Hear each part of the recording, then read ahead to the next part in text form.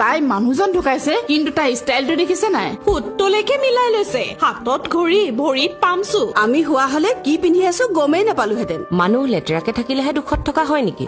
হা? নহয়, আপোনালোকৰ কথাবোৰ শুনি তেনেকুৱাই লাগিছে। আমি লেতেৰা চাফাক লৈ কথাখিনি পতা নাই। ভগৱানে নকৰক, নিজক এবাৰ সেইটো পৰিস্থিতিত ভাবি চোৱা। তুমি সেই সময়খিনিত ষ্টাইলক গুৰুত্ব দিবা নে মানুহজনক? তেওঁক আমি এগৰাকী সাধাৰণ পত্নী হিচাপে চাই আছো, কিন্তু আমি পাহৰি গলো যে তেওঁ সেই সময়ত জুবিন দাক প্ৰতিনিধিত্ব কৰি আছিল।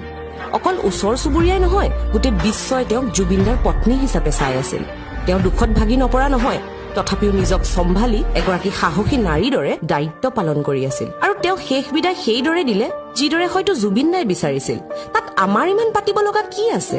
চাহৰ জুতি লৈ লোকৰ সমালোচনা কৰাটো তেনেই সহজ, কিন্তু প্ৰকৃততে তেওঁহে বুজি পাইছে আপোনজনক হেৰুৱাৰ বেদনা।